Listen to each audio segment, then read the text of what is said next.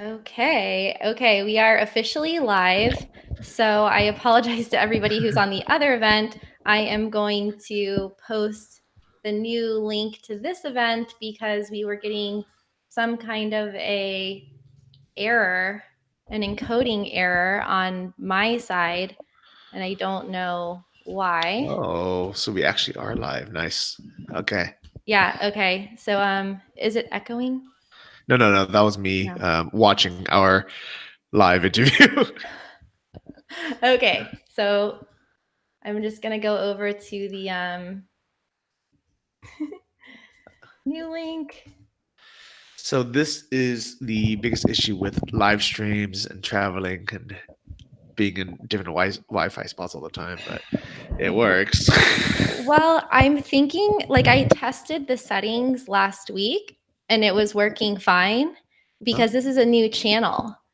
So my normal channel is Traveling with Kristin, but this is Digital Nomad TV. So I had to go through like a whole verification process for my channel to allow me to live stream from it. Okay. But yeah, I don't know. I did the check last time and it was Well, working. it's all So good. I'm just gonna go over to make Well, sure that welcome people. everyone. So for those who are watching, if you guys are live already, feel free to leave a question in the group chat and we'll try to answer it during the call. If you're watching on the replay, go ahead and leave a comment as well. That way we can answer you kind of afterwards. And if you haven't already, you can subscribe to Kristen's other channel, Traveling with Kristin, and mine, which is Johnny FD, both on YouTube. Okay, and I'm going to add Tech Lords as our moderator. Okay. So, boom. Well, this is the Oh. benefit of having a podcast host as your first guest on your live podcast.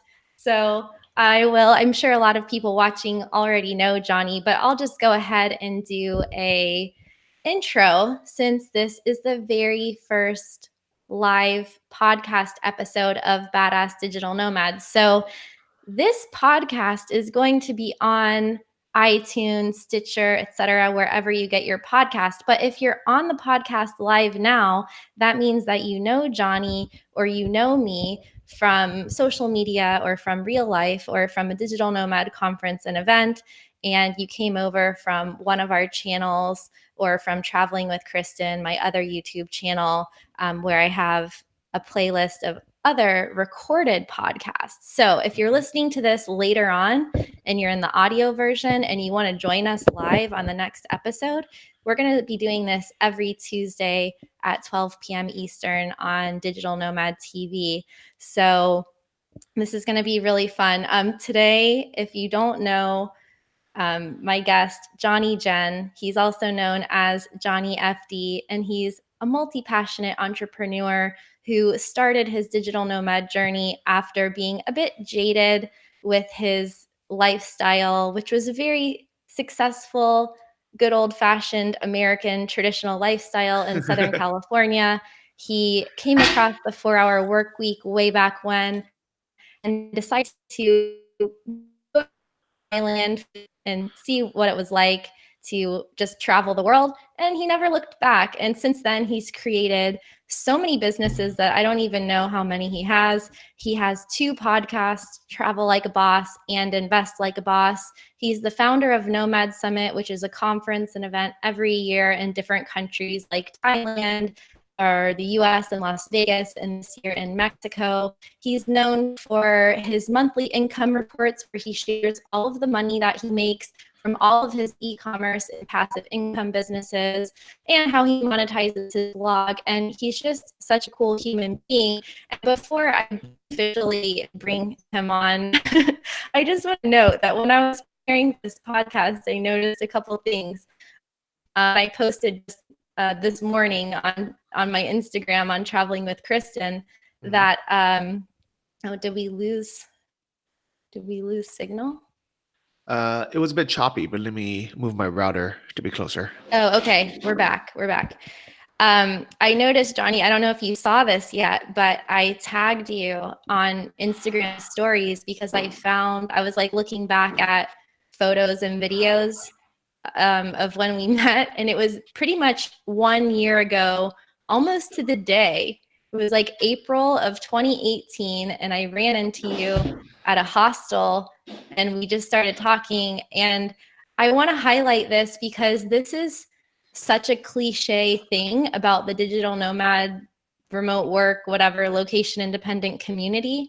But we just met at a hotel, ended up on the Nomad cruise together, then traveled to Bulgaria and Greece together, became really good friends. I spoke and gave a workshop at your conference in Vegas.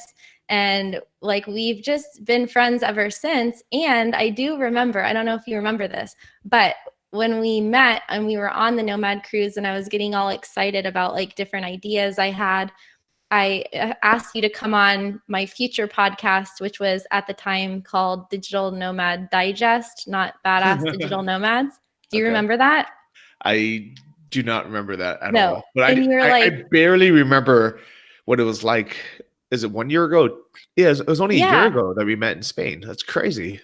yeah. And I remember you told me, like, I'll totally be on it, but like, I have one rule and I have to wait until you've published 7 episodes or 10 episodes or something like that. But you didn't know me that well at the time. And I was like, oh, I'm doing it. Like, no problem. So today is the 11th episode that is actually published. Okay, cool. Well, I'm glad to be But you on. held me accountable. Yeah, that's good. And it was fun because you know what's funny is I actually just got off my second Nomad cruise. So we met right before my first one, randomly at that hostel. I think we were sitting at like the breakfast table or something. Yeah. And I Not remember, not a big stretch of the imagination since I'm always eating, it seems like. but I mean, I'm pretty sure, you know, I had my laptop, we were like working. And then I remember after the cruise, you know, we had a ton of fun on the cruise. And then we decided, hey, let's actually get some work done. Let's check out this Banksko, Bulgaria place. But you stayed for a long time. Like, how long were you there for? Yeah, about 3 months I kept it as my home base, and I became a fan of Bulgaria, and I went back this winter, and I spent from about 2.5 months there, from January until the middle of March. And I think Bulgaria is a really good place to just, well, which is why we went there. We wanted to find a quiet place that still had a digital nomad community and was a good place to get work done. In which I want to talk to you about your strategy for getting work done because you travel a lot. How many countries have you been to? You know what's funny is I've been to a lot of countries, but not as much as people who just try to check off countries. I normally go places for 2 or 3 months at a time, and I try to actually like live in places, and I really like going back to countries and seeing more of it. So, for example, I've been to Thailand maybe 10 times, but and I've spent, you know, I don't know how many total months there, be, because I really want to see like every part of the country versus just saying, okay, I was there for a week. Let me check off another number so I can try to get to a big number. So I think I'm around 50, but most of it is because I'm going back to places I really like and not worrying about just, you know, just being able to say, oh, I've been to 100 countries. Yeah, yeah. I think that's really important. And actually, I only had to count the countries I've been to recently because people were asking me, and I was like, I don't even really know. And on the other hand, there's people who will go on a bus or something to pass through a country just so they can get their passport stamped and like never even see the country. And I think that's really defeating the purpose. Yeah, definitely. And I think it's a shame when people, like, even if someone goes to Chiang Mai for, let's say, a week and they think that they've seen all of it, they'll check it off their list and maybe never go back. But there's so much to see. There's so many cool things to do there. And there, I mean, not only is there a nice digital nomad community, but just like, you know, as a tourist, there's so much to do that even though I've been there 5 winters in a row, every time I go, I find new cool things to do. And every time I Yeah. go, I just really enjoy it. I know. I mean, there's places like Bulgaria. There's places that I keep going back to. Amsterdam is one as well. Actually, I have today my Amsterdam mug. Oh, nice. It's an Amsterdam bicycle mug. I don't know if there could be a more appropriate mug for me I since actually I have have. a Nomad Cruise mug. Well, with a Oh, sticker on a Ukrainian mug. you know what? Like, I'm not a big materialistic person, but the one thing that I do like to buy on my travels is different coffee mugs, because then whenever I'm at home, I can like pick like which country do I want to drink coffee from today, and it's kind of fun. Yeah, that's pretty cool. And so this year, I went back to Spain again on the Nomad Cruise, and then back to Gran Canary, which I lived on for 2 or 3 months last year. And then we ended back in Lisbon, Portugal, which I've actually been to now the third time. And Wow. actually, at first, I almost didn't want to do the cruise because it was going to be all places that I've been before, with the exception of a couple random stops. And I thought, this is kind of a waste of my time because I've been to these places and I don't really need to go back. But I'm so glad I did it because not only did I get to see old friends, not only did I get to explore more of the places that I've been to already, but it's kind of just nice, like it's really nice to go somewhere that's somewhat familiar, but be able to explore and find new things. Yeah, I mean, it really going back to places that you've already been, I think it reduces the cost of travel. So I talk a lot about, of course, at your event at Nomad Summit, I talked about making your digital nomad travel and relocation plan. And everybody from my channel knows I'm such a big proponent of slow travel as well. But it's like every time you go to a new place, there's a learning curve. And when you go back to places that you already know, it's like your nervous system is more relaxed. You're operating less on adrenaline and more on just like a normal routine. And you don't have that hurdle of figuring everything out for the first time. You can just kind of like get into a daily routine really quickly and not just be productive at work, but just kind of have like more of a regular paced lifestyle. Yeah, I still remember that time lapse you did of us booking flights and accommodation or hotel rooms.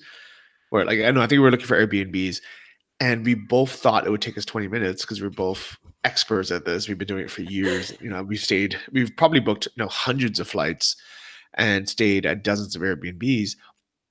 And even then, it took so many hours. Yeah. And that's the biggest waste of time for digital nomads, is booking our own flights and booking travel and just thinking about, like, how do I get there? Where should I stay? What neighborhood should I stay in? Where can I find a gym? Where can I find a grocery store? Where can I find a cafe? Which co-working space should I go to?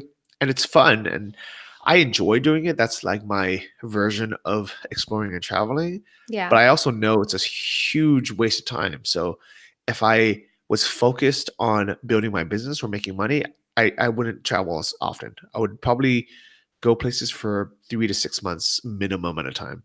Yeah, definitely. I talk about that as well, because even though I have lived outside of the US for about 15 years, when I started my online business in 2011, I didn't start traveling until 2013.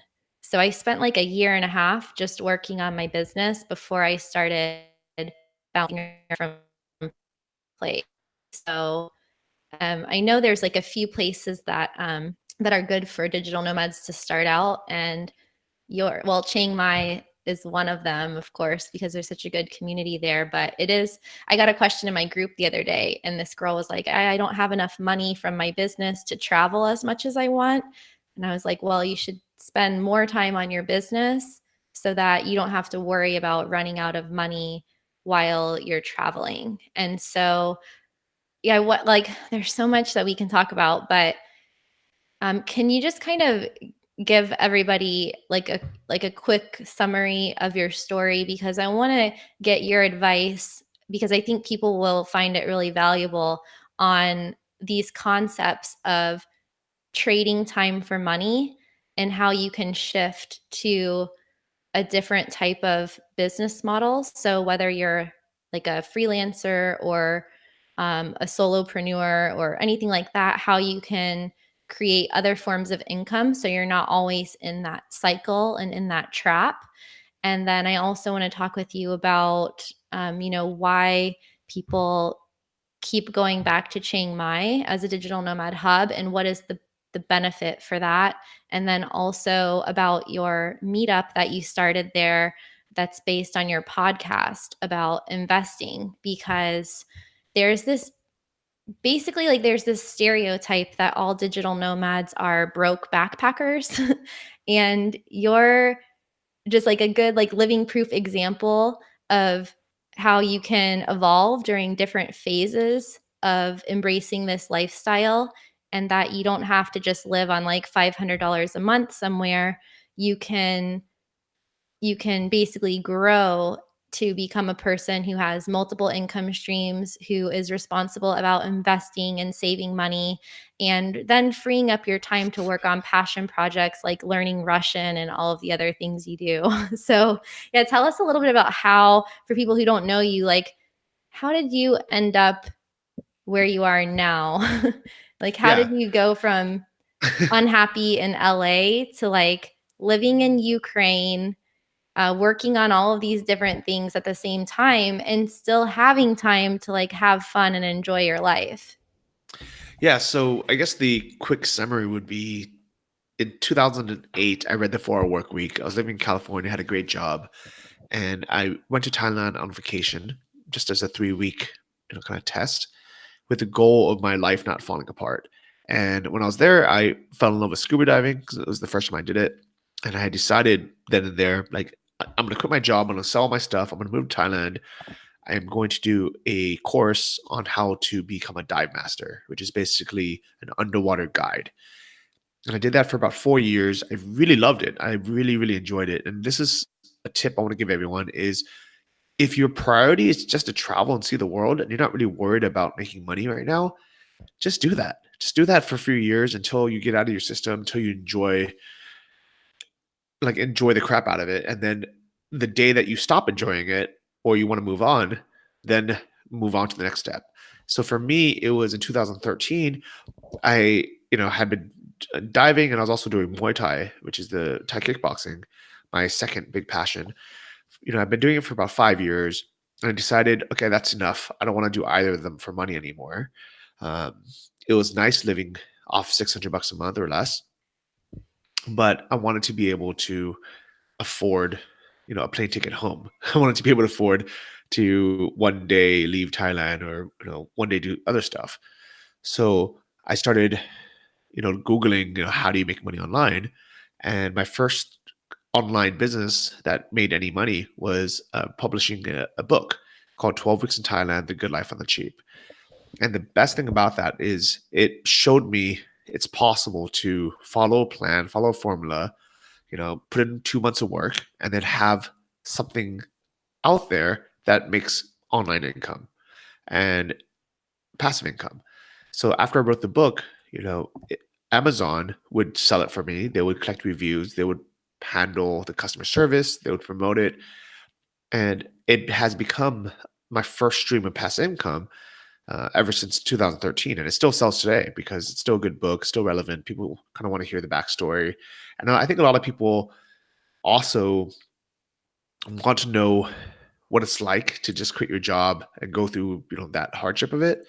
Um, but what was nice for me was that, oh, cool, you pulled it up. And This is one of your books. so that's the second one called Life Changes Quick. I think if you click Johnny FD, you'll see the other one. Oh, Or just here's click the other one. 12 Weeks in Thailand. Yeah.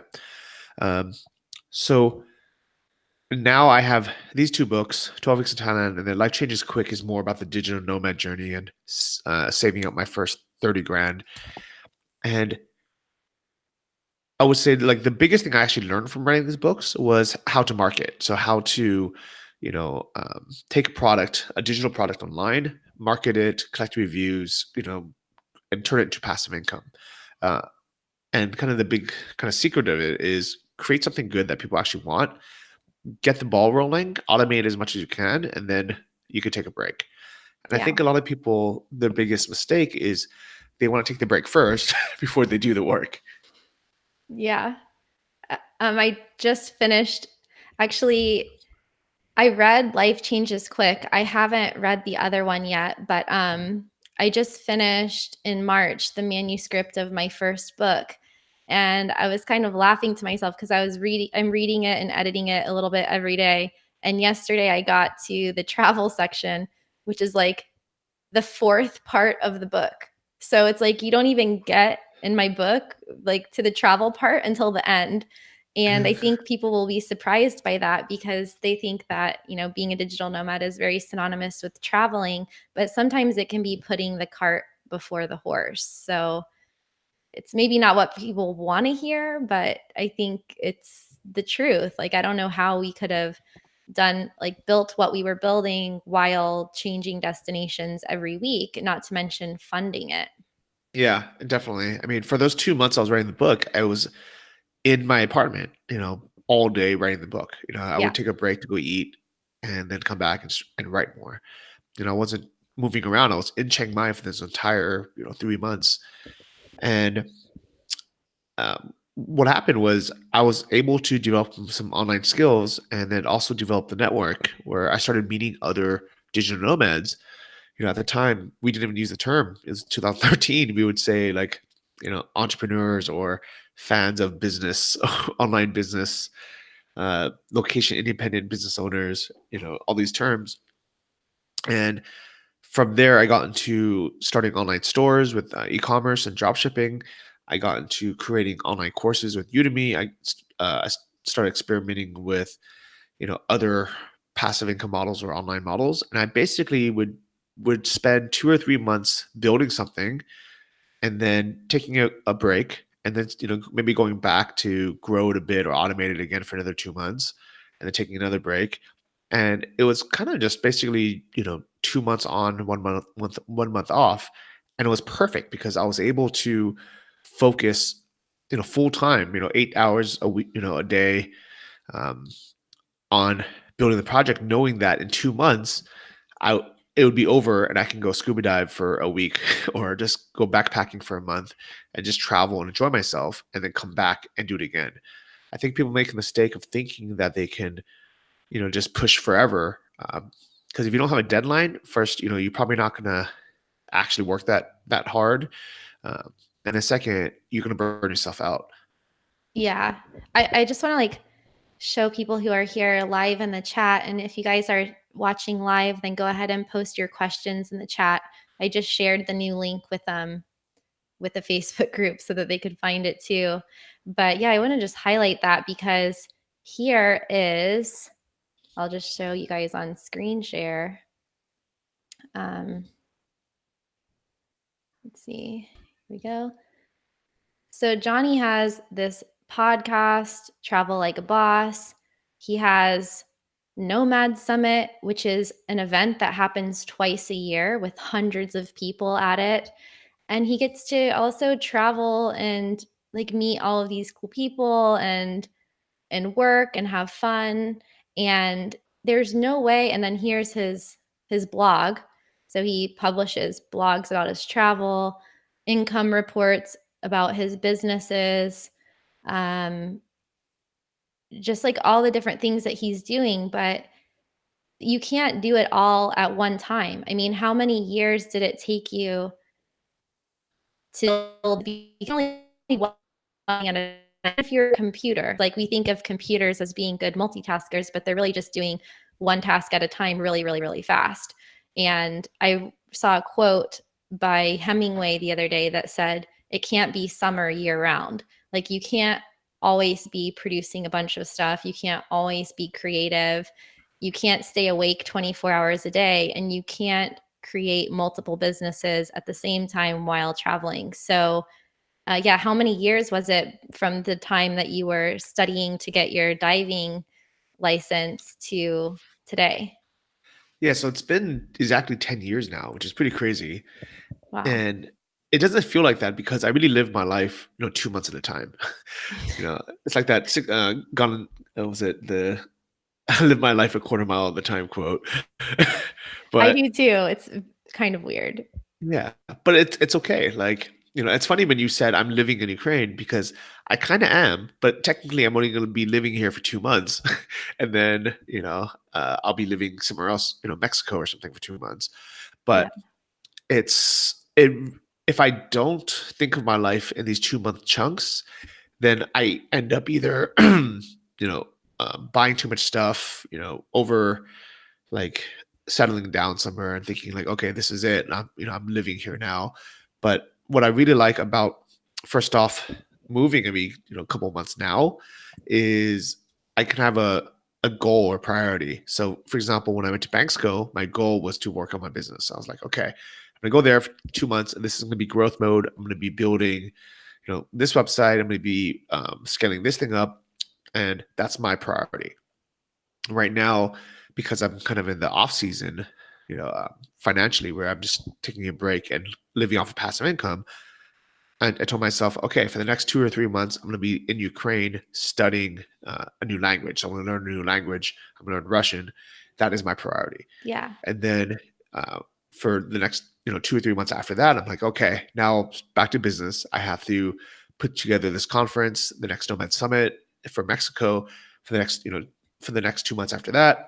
It's going to be the next project. So I think this is the ideal way for a lot of people to do it, where you can have the best of both. You can, really immerse yourself and enjoy the travel part of it, but also have a real business that you build that's making real money, that allows you to do this and not just skate by.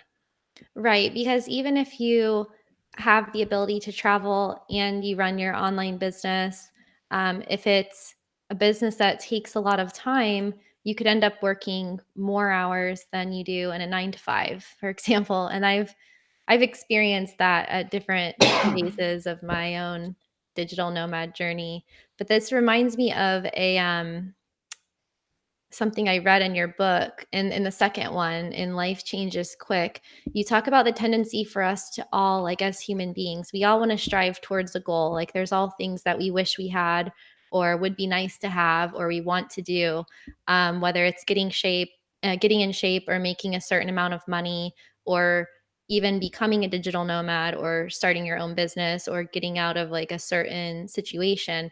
And even though we know better, we tend to think that like once we get there, everything is going to be like some utopia. Like you say, once you reach the summit of the mountain, you simply plant your flag, say you did it, and come back down.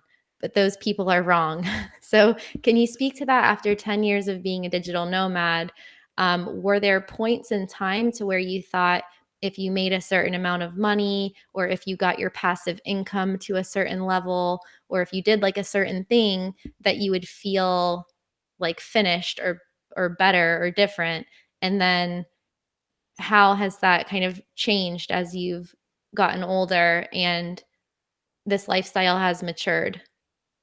Yeah, I guess. Well, one funny thing about like travel is I remember before I started traveling, I had a list of, maybe 8 places in the world that if I went to in my lifetime, I would be happy. And every time I go to a new place, what happens is, you meet new people, you kind of look at the map a little bit differently, you kind of explore a bit more, and you realize, oh wow, there's 3 more places now added to my list. So it's almost like the more that you travel, the more places that you want to go, and you Yeah. realize this world is such a big place. Like, and it's the same with like with money. It's, this is why people are never happy, making more and more and more. Is when I was making $600 a month, I thought, okay, if I can just make 1,000 a month of passive income, I'm gonna be set. I can live for the rest of my life. I can retire in Thailand. I'd be happy. And then once I was making 1,000, I was like, all right, well, if I can make 3,000, then I'll be happy. And I was like, okay, how about 5,000? And then 10,000. And even when I was killing it, I was making $25,000 a month when I was really focused on my business and growing. Then I started meeting people who, were worth millions of dollars, and they were doing, all this crazy stuff that I couldn't afford. And I was like, man, okay, if I can be a millionaire, then I'll be happy. And I think the best thing that ever happened to me was I finally started meeting millionaires and multimillionaires, and I started the podcast with Sam Marks, who he's worth, over 10 million. And I started hanging with his friends, who were all worth more than him. And I was like, wow, this is really cool. But then I realized, like, none of them were really that happy either. And I thought, okay, maybe what is happiness? And it's still a journey to kind of figure it out. But now at least I realize that aside from being able to have the basics, I compare life to being able to, to afford a Toyota Camry.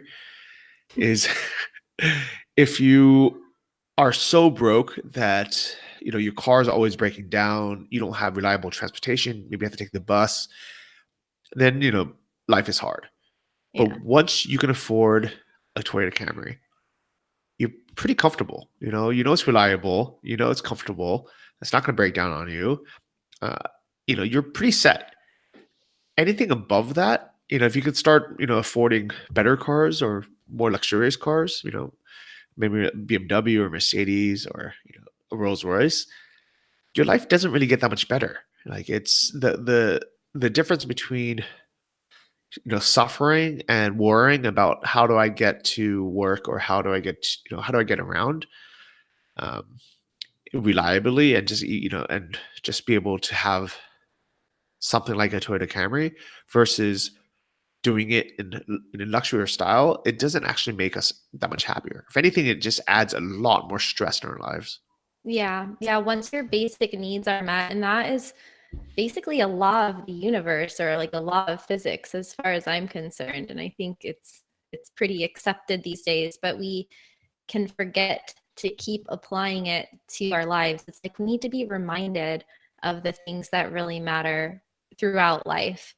And just when you were saying that, it made me think back on like the first time that I ever went out of the country. I was 17 and I went to Italy, and it was the first time I had a passport. It was the first foreign country I went to, but it didn't make it any like less important because I hadn't been to 10 countries or 20 countries. And now that I've been to like whatever 50, 60 countries, like I still cherish like those moments from the first time that I was there.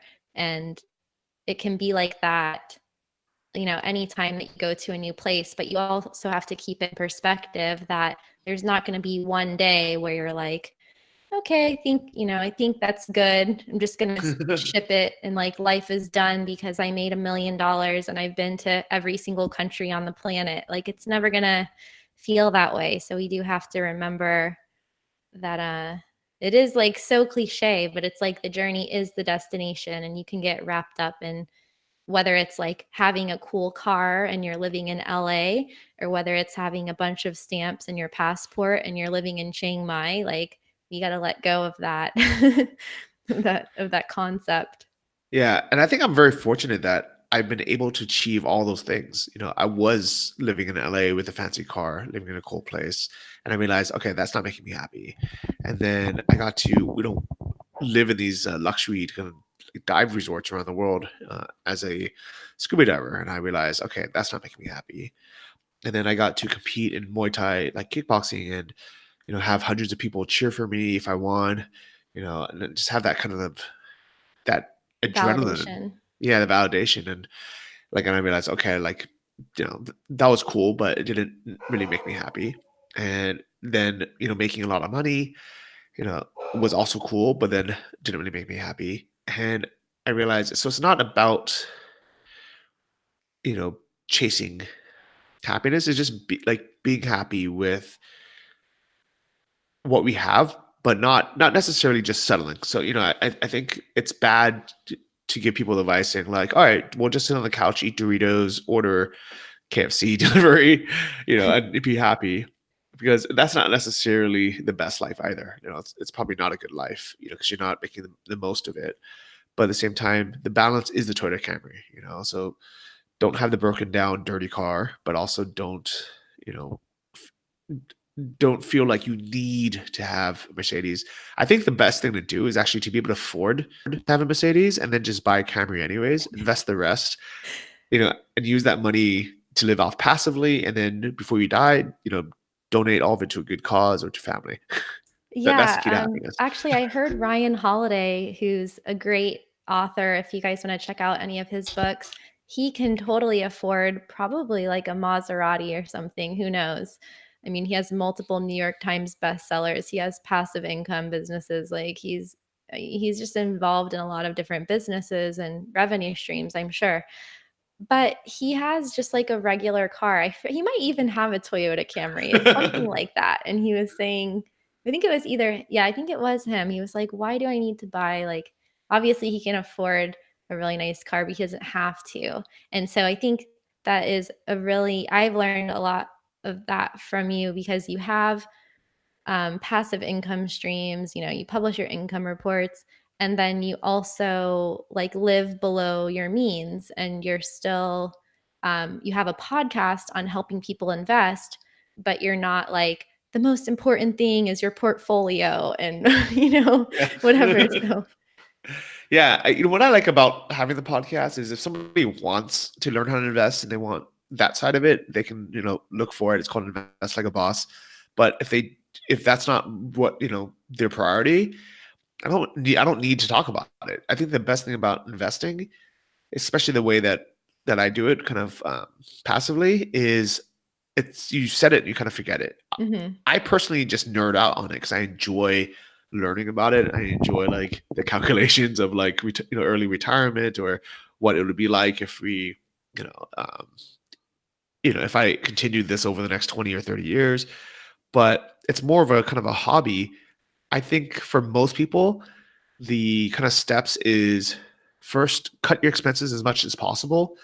And that might include giving up living in California or New York or somewhere expensive and moving to Chiang Mai where your rent can be $200 a month, Yeah. and then starting to make, money location dependently, whether you start with freelancing or you start some kind of online business or you get into e-commerce or whatever it is. If you have a location dependent business, that frees you up to have the freedom to be able to travel when you want. And then the goal would be to scale that up to a normal amount. So anything over what what may have made back home. So maybe even $3,000 a month, just enough so you can live, but also say invest or save. Take that money and start investing it. Even in something as simple as like an index fund or something. And these are the things we talk about on the podcast, but you can also just read like Money Master the Game by Tony Robbins or um, Unshakable. That's kind of like a good summary of it.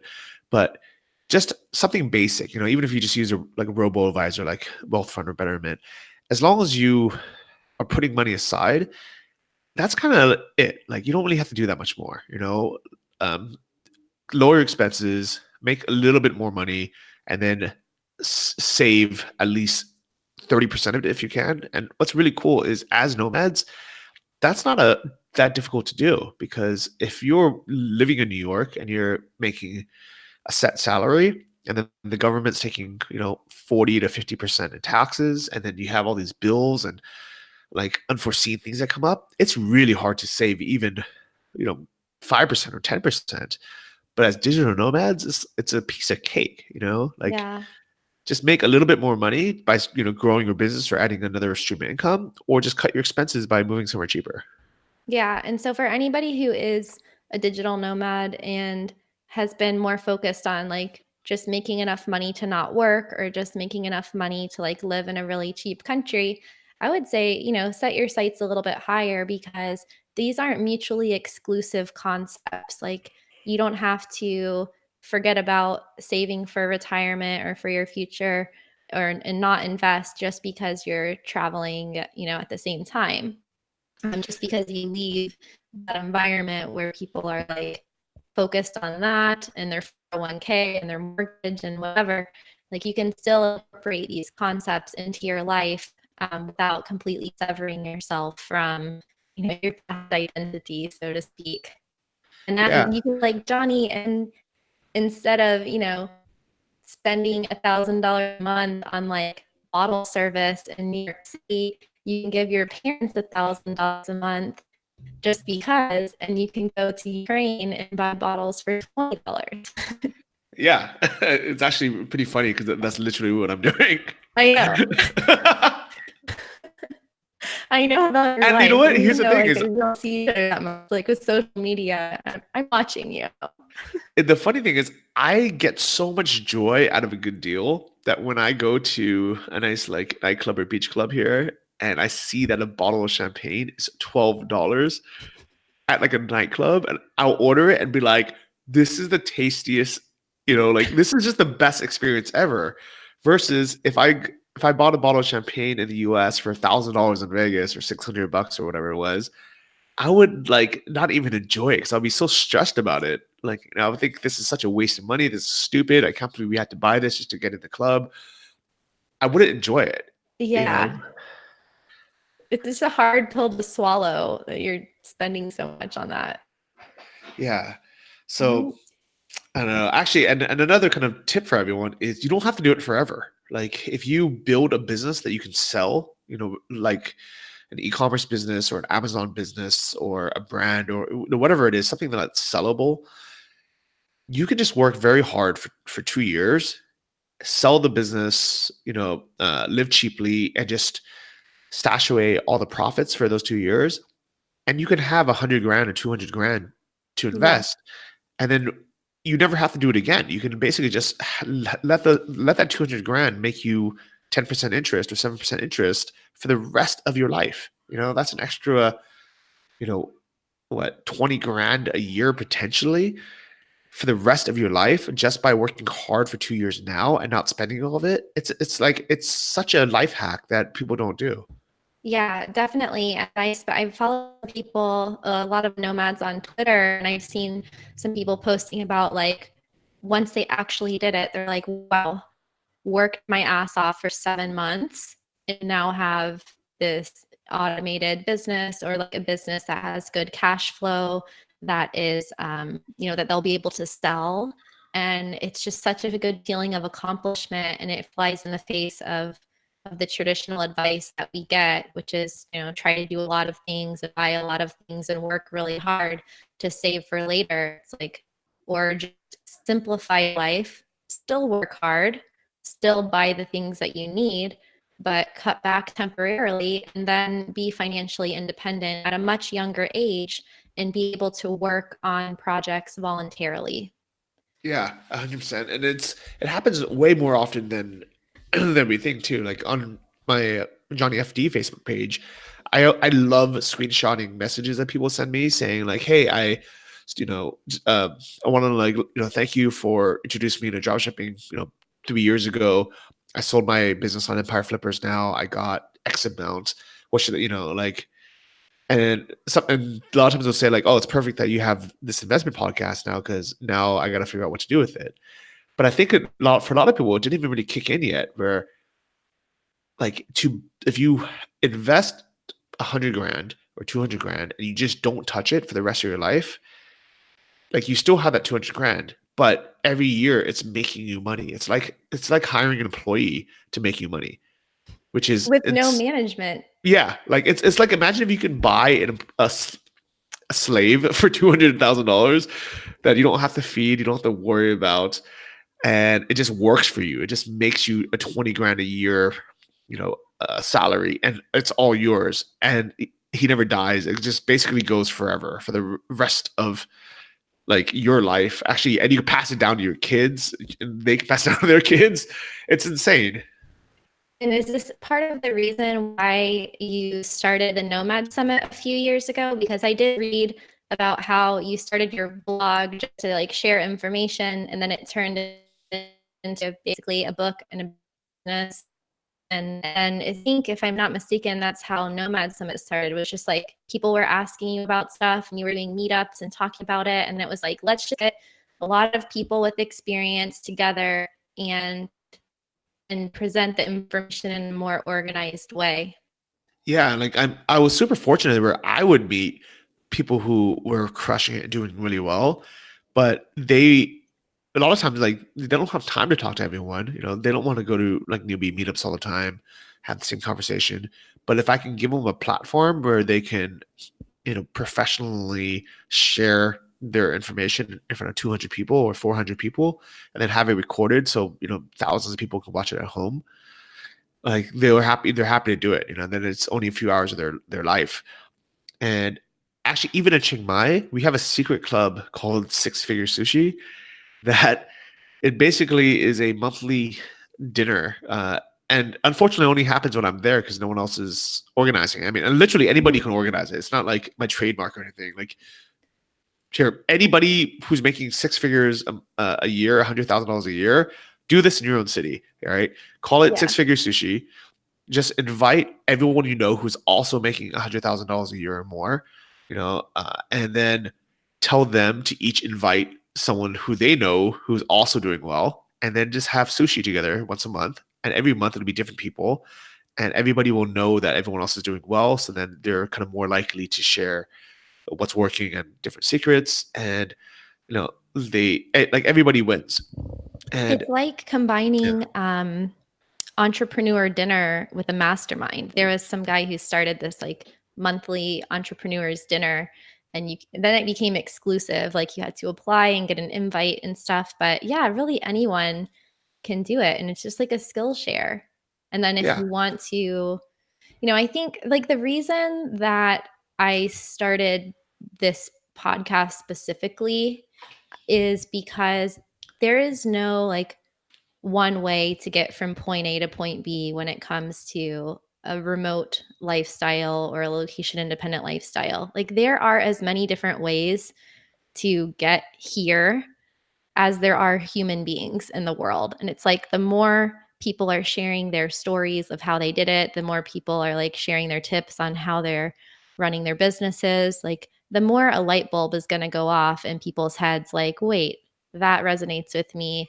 That like yeah, I'm interested in that. I could do that. Like if you get that feeling whenever you hear someone say something, it's like that's a hint that that's something that you can pursue. Like you might hear drop shipping and yawn and like fall asleep.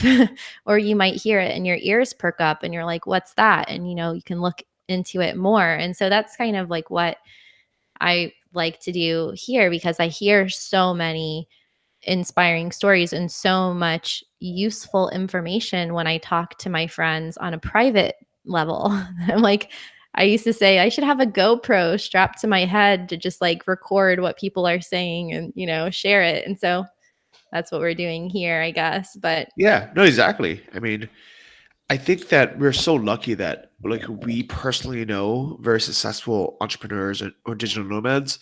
I think it's hard to meet them when someone's brand new because first, a lot of established people, they're not wanting to meet, to go to meetups, or they're not as actively like trying to meet new people because they already have their circle of friends.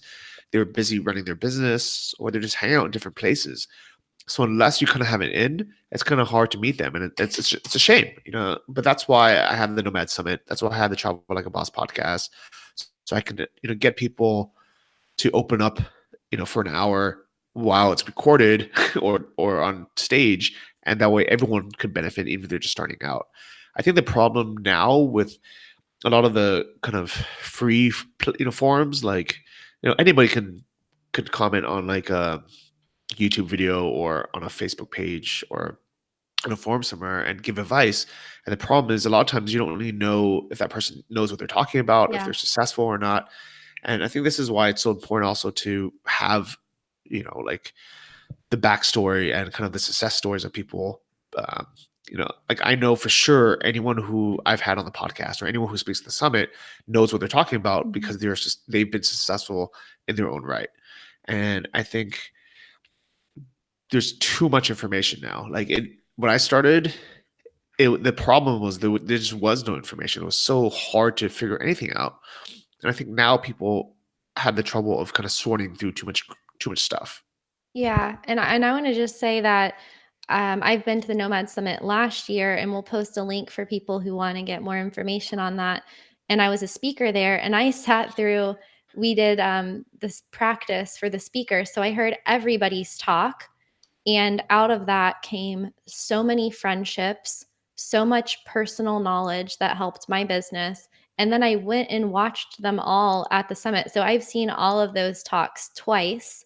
And then I've also watched a lot of the talks from, you don't know this, but from past years of the Nomad Summit some of them I've watched like 3 times. Like Oh there was wow. one with a girl who I think it was in Chiang Mai in 2017, and she was talking about how to do like graphic design and different hacks without having any design skills. I forgot her name, but That I've was watched Leanne that one like Beasley. 3 times and I've used it to make like Yeah. all sorts of things. So, being a digital nomad and however you define that, using it as an umbrella term, it's like it's just a way to remind yourself that you can always be learning something new and always adding to your skill set, and you never completely arrive. Like there's always more that you can learn. And so I do want to jump over into the live chat and see if we have any questions from anyone who's watching live now. But before we do that, I do want to ask you one more question, because Okay. this is something that people have asked me a lot, and I've written about it and I've lived it, and you've written about it as well. And it's one of those open-ended things that I don't know if people have really like figured out yet. And it's like you've written a lot about finding love and dating as a digital nomad, and you've been nomadic for 10 years, and you've been really open about that. So can you give us any advice as to um, how you've been able to integrate that into your life, because it's just as important as health and wellness and your finances and your business and professional life. Like, how have you been able to pay attention to your personal life? Yeah. So on one hand, it's really easy to meet people because we're going to like networking events or meetups, and we have similar interests already. So obviously we all love travel, we all love freedom. We all want to escape kind of the normal life. So instantly, it's so easy to meet new people and like hit it off, and it's fun and it's exciting. I think the downside to it is all of us are inherently a bit selfish and like fiercely independent, which is why we've kind of quit our normal 9 to 5 jobs and our routines to travel and do everything. And often we have too much freedom where we can just go anywhere we want. On the Yeah. one hand, I think it's a blessing where if I met someone who I really wanted to be with, I have all the freedom in the world to move, literally anywhere in the world. If she lived in Australia, I could move to Australia. But the problem is usually when two nomads meet, we have different travel plans. One might want have a plan to go to Japan, while the other might have a plan to go to Europe. And I think a if there is a connection, or you think it's worth pursuing, it's worth giving it a chance and saying, okay, you know what, I was going to go to Portugal, but let's see what happens. Let's either go somewhere together, or maybe I'll come to where you're going to go, or maybe I can invite you along to come to where I'm going. Yeah. And I think that's kind of the biggest thing that most nomads are not doing. They're like, oh, it wasn't meant to be because you're going to this other country and I'm not. Well, I think that's also a reason to not have such set in stone travel plans. Like, I think a mistake that people make is planning too much or not planning enough. Like, you should have maybe some idea of the goals and the places that you want to see this year, but also not be so rigid that you're like, well, yeah, I met my soulmate, but gotta catch this flight to like Spain. See you later. Yeah, so I don't know. Also, I think it's kind of nice sometimes to date someone who's not a nomad because the last girl that I've been dating for the last 5 months, she wasn't a digital nomad. She knew nothing about online business. She didn't care about it. She was an architect, and she would just happen to be traveling. And it was nice, dating someone who we weren't talking about online business or, you know, being a nomad or any of that stuff. So I don't know. I mean, I'm single now, so I'm not the best one to ask about this question, but I know there's hope, and I know it's possible. So everyone out there, like, don't stress about it. I think it's actually easier than we think. I think we just need to be a little bit less selfish when we meet people and give things a shot. Yeah. Yeah. I mean, for the record, I don't even think I've dated any digital nomads, just people who I've met in the places that I've lived. But yeah, I do think that maybe we can be a bit individual minded or really super focused on our own goals and plans and career. And sometimes we don't leave enough room for synchronicities or random stuff to happen. So thanks for that advice. Yeah. And let's check the live chat. Again, apologies for anyone who came late because I switched the event link.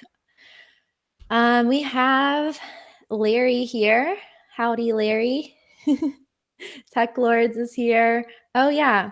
So, Tech Lords is our moderator on Traveling with Kristin and on Digital Nomad TV. And he is, I'm going to say, a crypto aficionado expert. He works in crypto and he knows his stuff. And I know that Johnny has some crypto in his investment holdings. So, Tech Lords asks, Johnny, do you crypto? I have a Bitcoin and I have a couple Ether, but basically I didn't want to miss out. I had FOMO when it was super hot. We did an episode about it on Invest Like a Boss, but basically my plan during the time was I'll treat it as a gamble. So I put 5% of my net worth into crypto, which was on the honestly on the kind of high side, but I figured if I lose 5% of my net worth, it's not that big of a deal. I would treat that. I would treat 5% kind of in total for anything that's super risky. Obviously, I regret buying it because I've lost a lot of money from it. But oh well. At least it was 5%. I had that rule. Yeah. And you never know what could happen. It could go back up. I think it's on Yeah. some kind of a run right now. But yeah, Yeah. and also, like you were saying, set it and forget it. If you're holding things long term, then you can survive. If it's a small part of your portfolio and you can survive the dips, then, who knows 20, 30 years from now where it will be. Yeah. We have Angel here who says hola. He understands Hola. English, but he speaks to us in Spanish in Okay. the chat. Joanne is here. She says, hello, guys. Hey, Joanne. Joanne says Ukrainian, not Russian. But no, you are specifically learning Russian, not Yeah, Ukrainian, I right? am. And it's complicated, but basically the western half of Ukraine speaks Ukrainian as like daily. Like if you go to Lviv, you'll speak Ukrainian. If you're on the eastern half, kind of closer to Russia, they may also speak Ukrainian or use it for like business stuff, but they'll speak Russian day to day. So I'm here in Kharkiv, which is like super east, and you would almost never hear Ukrainian. Everybody's speaking Russian. Yeah. Yeah. I just wanted to specify that I did research that. I did see that you are learning Russian. And we have a lot of friends, especially from Nomad Cruise from Ukraine. And that's one of the pluses of traveling is that you do get to become really intimate and familiar with like cultural sensitivities, and I definitely respect that, and I know that Johnny does as well. So I do know that yeah, you are on that side because you are interested in learning Russian. Yeah, um, and to kind of answer like the next question would be, why am I learning Russian out of all of these random languages? Part of it was actually kind of inspired by Lydia, who spoke at this year's Nomad Summit. She's a polyglot, so she knows like 10 or 11 languages. And I thought, oh, it'd be cool for me to learn another one. And I have time, so let me try something. And I think the most widely spoken languages in the world for travel, first is English, it's international, then probably like Spanish. It's just super useful. All of South America, all of Central America, Spain. But then probably the third would, like widely spoken language might be like Chinese, which I happen to speak, but I don't really like going to China. And then I thought, okay, like what other language would be really useful in terms of a lot of people speak it that don't also speak English. So I would never learn like Dutch because every Dutch person also speaks English. right. But so Russian, because there's all these countries that are off the beaten path, like all the stands, like Uzbekistan, Kazakhstan, where they happen to speak Russian because it used to be part of the USSR. And they may also speak, they also speak their language, but they all also speak Russian, and also like Georgia, which I've heard a lot of good things about. So that's why I'm learning Russian. Yeah, that's actually a really good strategy behind it, because there's a lot of Germanic languages, but a lot of people who are, living in Switzerland or Austria or Germany or even the Netherlands that have like a base for that, they also tend to speak English. But yeah, Russian is a language that a lot of people speak or would understand. And it's also, really just like a good base language to have if you're in those areas and you're trying to understand signage and things like that. Yeah, and it's honestly it's fun. It's like discovering a new world, like a parallel universe. Trader Walt is here. So we have a lot of finance guys in my channel in the chat. He says, this guy nailed the money angle. Boom. Nice. And Larry is has been in. I just did 90 days of live streams, so I know I know these people really well now. And Larry has actually residency or citizenship in multiple countries. He has real estate investments in a lot of countries. He's a wise one, and he's been around, and he says, live for the now, later may not come. And don't let the acquisition of money interfere with living your life happily. What you have is not who you are. So wise words from Larry. Larry and Walt are also some of my Patreon patrons. So Oh, nice. shout out. Thanks, guys. All right. So it looks like Matthias has a question asking what bigger projects do I want to work on this year? New dropshipping stores, blog, something new. So my big focus is the Nomad Summit in Mexico, which is going to be in Cancun, October 12th, the weekend of. And then we're going to do another one in January in Chiang Mai. So those are my two kind of big projects. I actually am running 7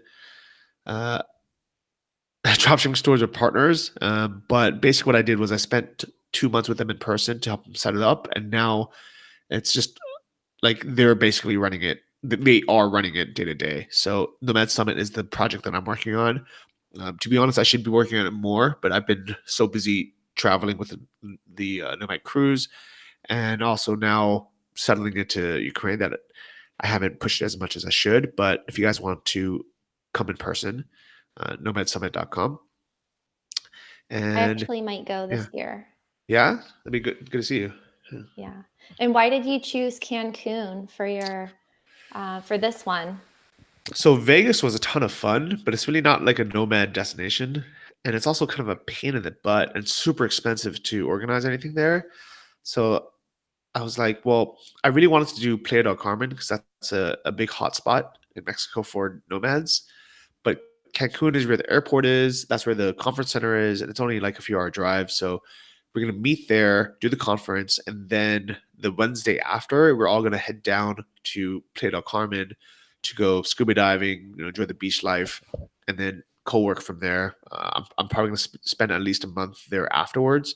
So if anyone wants to kind of figure out the travel plans, go to Cancun like the day before the summit starts, but plan on staying for a month after if you want to just hang out, co-work, and enjoy Playa del Carmen.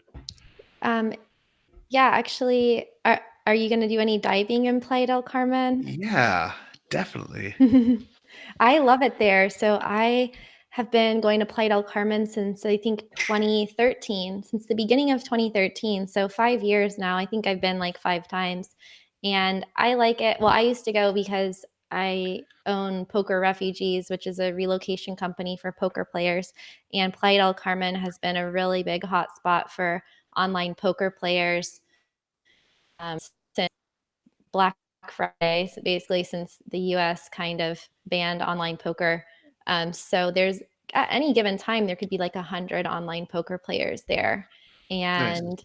it's a really good, I used to think it was a really good spot for poker players because the airport is there. You have really good infrastructure, good roads, good internet. It's kind of the same things that digital nomads want. And then also the area, like Cancun is a bit more spread out. So it would be good for the conference, like not necessarily a place that I would want to live, but Playa del Carmen is a really good home base for people who want to live cheap, live by the beach, be around a lot of different types of people, locals, foreigners, nomads, travelers, tourists. And then also it's a really convenient place. Like you can walk around, you don't need a car.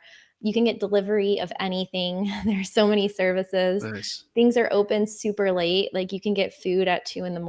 if you want. And it's just like a nice place to be. So I haven't been in about a year and a half. So I'm Well, come looking on down forward to this that. October. Yeah, it'd be fun to have you. So I actually have to run, but to the people in the chat asking more about what I invested in peer-to-peer lending or other random things, if you listen to the latest episode of Invest Like a Boss podcast, we did a quarterly update for 2019 where I talk about everything I invested. And I think that's about it. It's been, Investboss.com. yeah, investlikeaboss.com. And people can find it on their podcast app as well. All right, I will link that there. And Yeah, thank you so perfect. much, Johnny, for coming on. And thank you guys for being here live for the first live episode of Badass Digital Nomads. And we'll work out those technical difficulties, and we'll be here every Tuesday at 12 p.m. So please subscribe to my new channel, Digital Nomad TV. Help me get to 100 subs so I can have my own URL, please. Nice. All right, I'm gonna subscribe to that right now. So everyone, please do the same, and then make sure you subscribe to our personal channels as well. We have Traveling with Kristin, and we have Johnny FD, both on YouTube. Yes, and I'll link to our channels in the description, in the comments, and I'll throw some cards up there and end screens.